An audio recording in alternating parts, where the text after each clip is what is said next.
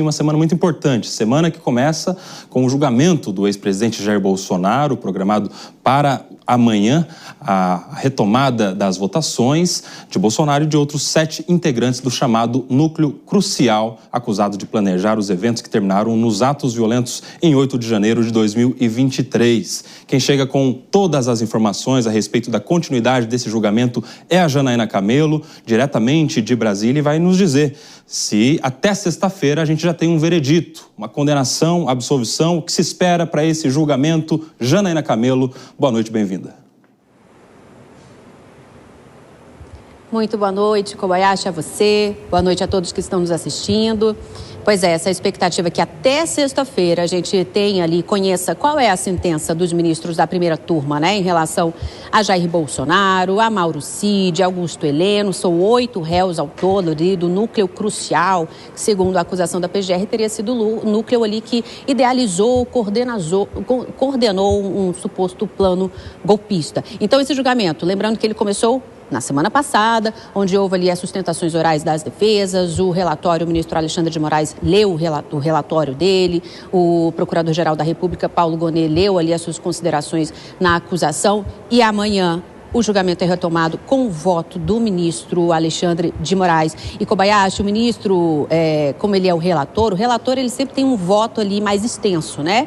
Em relação aos outros ministros, o ministro Moraes, ele pretende usar toda a sessão da manhã, não só toda a sessão da manhã, mas também boa parte da sessão da tarde de amanhã para ler o voto dele. Porque amanhã, nessa retomada do julgamento, amanhã vão ser 2 sessões, uma sessão pela manhã, uma sessão à tarde. E aí, na quarta-feira, vai haver só uma sessão pela manhã. Na quinta-feira foram incluídas mais 2 sessões, porque inicialmente não haveria na quinta-feira nenhuma sessão, porque tem sessão plenária no plenário dos 11 ministros. E na sexta-feira também tem 2 sessões, de manhã e pela tarde. Então, a expectativa inicialmente agora, qual é a ideia ali? Do ministro, então, usar toda a sessão da manhã, parte da sessão da tarde para ler o voto dele. Na sequência, quem vota é o ministro Flávio Dino, porque a ordem ali é sempre do mais recente ao mais antigo no colegiado, né? Então, primeiro o voto relator, depois o ministro Flávio Dino, que deve então iniciar o voto dele no meio da tarde de amanhã e concluir o voto dele na quarta-feira. E aí resta saber se na quarta-feira o ministro Luiz Fux, que seria o terceiro a votar, já pode começar a votar ali. E nessa expectativa aí, então, Kobayashi, no voto do ministro Luiz Fux já haveria ali já uma maioria pela condenação dos 8 réus por uma tentativa de golpe. Mas no caso do ministro Luiz Fux, como a gente tem visto nos votos dele nos processos do 8 de janeiro, ele sempre tem votado com ressalvas, né? Ele vota com o relator, geralmente, mas com ressalvas, e não deve ser tão diferente nesse julgamento. Então, a expectativa sobre esse voto do ministro Luiz Fux, que deve então já ter uma maioria ali, 3 votos dos 5 ministros da primeira turma. Na sequência, vota a ministra Carmen Lúcia. E, por último, o presidente do colegiado, que é o ministro Cristiano Zanin.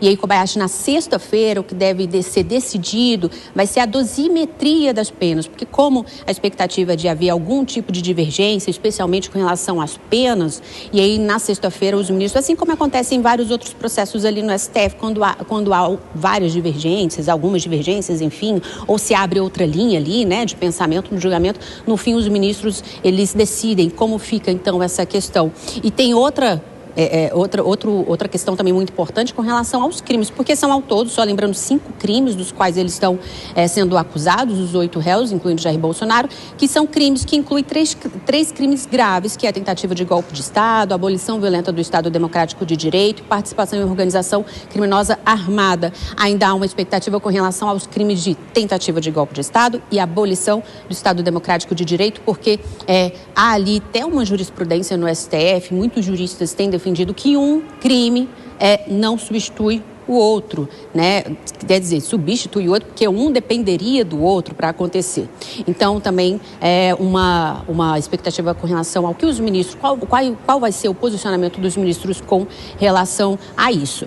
Então, amanhã o julgamento começa às 9 horas da manhã, já com o voto ali do ministro Alexandre de Moraes, e a gente vai estar acompanhando tudo por aqui, Kobayashi. Muito bom, Janaína. Independente do resultado final desse julgamento, já há um pedido do ex-presidente Jair Bolsonaro para a realização de um procedimento médico. É isso? Explica pra gente. Exatamente, a defesa de Jair Bolsonaro entrou com esse pedido nessa ação penal para o ministro Alexandre de Moraes, pedindo uma autorização para que o ex-presidente seja deslocado até o hospital, que é o hospital que ele costuma ir aqui no Distrito Federal, aqui em Brasília, que é o DF Star, que é próximo da residência dele. Então, que ele saia da prisão domiciliar por um instante, usando tornozeleira eletrônica, né, obviamente, para fazer um procedimento no hospital, um procedimento médico que, segundo os médicos ali, seriam algumas pintas que o ex-presidente tem no rosto, que ele precisa verificar esses sinais, se são benignos, precisa de fazer uma investigação. Esse procedimento médico seria isso. E pede essa autorização para que esse deslocamento até o hospital seja no próximo dia 14, que dá no próximo domingo, ou seja, já após o julgamento. Ainda não teve uma decisão do ministro Alexandre de Moraes com relação a esse pedido, viu, Kobayashi? Mas a ideia é que nas próximas horas aí o ministro já deu uma resposta à defesa de Jair Bolsonaro. Segundo a defesa, os advogados, nesse pedido que foi protocolado, esse procedimento seria feito no mesmo instante, seria rápido, nada demorado, e aí o ex-presidente já receberia a alta no mesmo dia, viu? Vamos acompanhar como é que vai se desenrolar isso, se o ministro Alexandre de Moraes vai dar essa autorização, que é depois do julgamento. Acompanharemos. Muito obrigado. Janaína Camelo, ao vivo, direto de Brasília. Deixa eu já chamar a Deise Tchocari e a Dora Kramer, nossas comentaristas dessa segunda-feira, para entender qual a expectativa da semana. Dora Kramer, Deise, o que esperar desse julgamento? Dora, começa com você. Boa noite. Boa noite, Kobayashi, boa noite, Deise, boa noite a todos. Pois é aquilo, a expectativa agora é a hora da onça beber água, né? Porque são os votos dos ministros e a expectativa é em torno das penas, né? A chamada dosimetria das penas. Como é que vão ser? Porque a questão da condenação me parece pacífica até para os advogados de defesa. E aí cada um chama isso como quiser, chama de justiça, outro chama de perseguição, enfim, as versões são diversas, mas a decisão da justiça é uma só. Agora, queria falar sobre esse pedido para o ex-presidente ir para o hospital, fazer um procedimento dermatológico no domingo, depois do julgamento. Isso alimenta a desconfiança de que talvez estariam os manifestantes, apoiadores dele, pensando, já que ele sai de casa, em fazer algum tipo de manifestação com a presença dele em torno do hospital. Porque para que esse pedido, para que essa saída, esse procedimento que não tem a menor urgência, ser feito no domingo, depois do julgamento? Por que não pode ser feito amanhã, depois, qualquer dia desses, né? Então, essa história, essa escolha do dia, um dia de folga, um dia que não tem trabalho, que as pessoas podem comparecer aos lugares, e ser logo depois do julgamento em que se projeta a condenação do ex-presidente Jair Bolsonaro, está muito, assim, é muito questionado, né? Vem se falando muito isso sobre a apropriação, o que implicaria esse pedido. Vamos ver como o ministro Alexandre de Moraes examina isso. Deise, chama a atenção de que já são sessões extraordinárias, algumas dessas que vão acontecer a partir de amanhã. E além das que já estavam planejadas, o ministro Alexandre de Moraes pediu mais uma que foi aceita pelo presidente da turma, ou seja, uma expectativa de votos longos, né? Do próprio relator, que provavelmente será o voto mais longo, mas também para os outros ministros acompanharem ou divergirem. Como é que você está vendo esse movimento? A gente vai ter mais sessões de decisão do que sessões de acusação e defesa. Exatamente, Kobayashi. Boa noite para você, para a Dora Kramer, para a audiência da Jovem Pan. Eu confesso que isso me causa um pouco de estranhamento, né? Como o Kobayashi falou aqui, as sessões que vão fazer os votos dos réus, elas têm um tempo muito maior do que o tempo que a acusação e a defesa tiveram, né? Ok.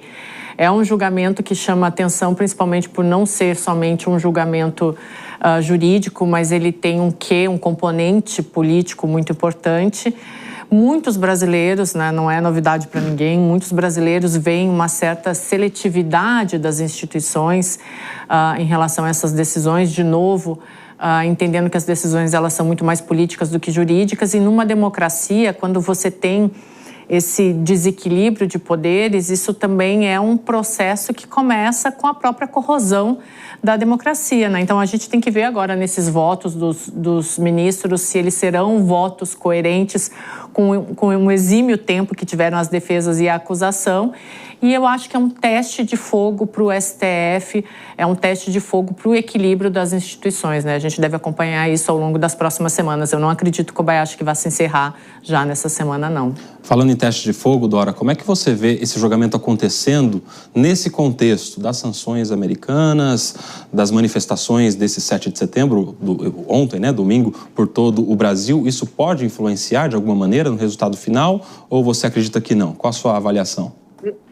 Não, claro que não tem a menor hipótese disso influenciar no resultado final. Eu só queria lembrar, eu fico lembrando as coisas do passado, porque a gente que já viveu algumas coisas de muito de perto sabe. O julgamento do Mensalão, que foi um julgamento que está sendo comparado, do mesmo modo, os votos é que tiveram um tempo muito maior, porque são votos extensos, que são necessários você tipificar e justificar tudo que você está fazendo, tudo que o juiz está fazendo. Lá no caso, eram, se eu não me engano, 38 réus. Não houve essa divisão, que agora era uma coisa só, mas eu acho absolutamente normal. É claro que há contestação, como houve, só que ali no sinal contrário.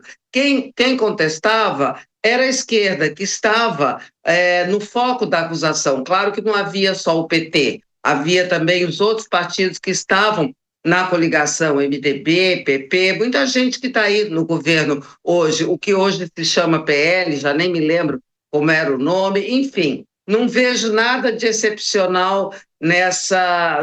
O que é excepcional, mas é de acordo com as novas velocidades, é a rapidez com que essa denúncia chegou ao julgamento, né? E a maneira como vai ser feito. Eu não estou nem dizendo que é uma maneira espúria, é uma maneira muito diferente, porque como eu fiz a comparação, queria fazer essa comparação agora. Há 13 anos, isso levou 5 anos. 2007 foi apresentada a denúncia, o julgamento foi em 2012. São coisas completamente diferentes, não havia julgamento na turma.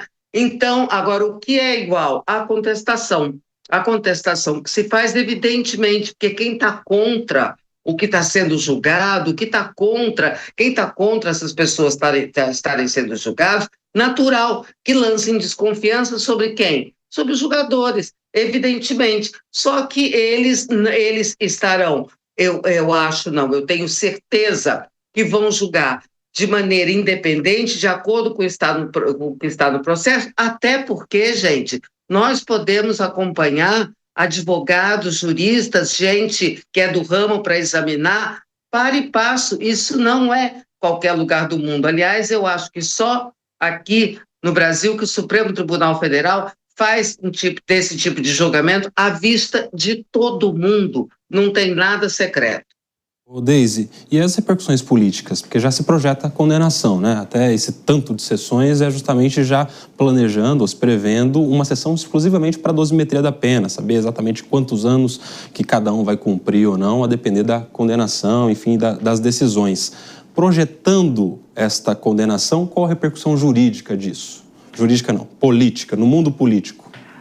Kobayashi, a gente tem um ponto muito forte a considerar, que é que o ex-presidente Jair Bolsonaro, ele ainda é o grande líder da direita, né? Ele ainda é o grande personagem, é quem mobiliza o capital político, então ele vai ter que pensar em fazer um sucessor agora, né? A gente tem visto aí correndo por fora o Tarcísio, o Caiado, mas a partir da definição do julgamento vai ser a hora do ex-presidente passar esse capital político adiante, a direita se mobilizar, enfim, para 2026 e começar a deixar isso sair do campo da retórica e ir para o campo da prática, né? Porque 2026 é logo ali.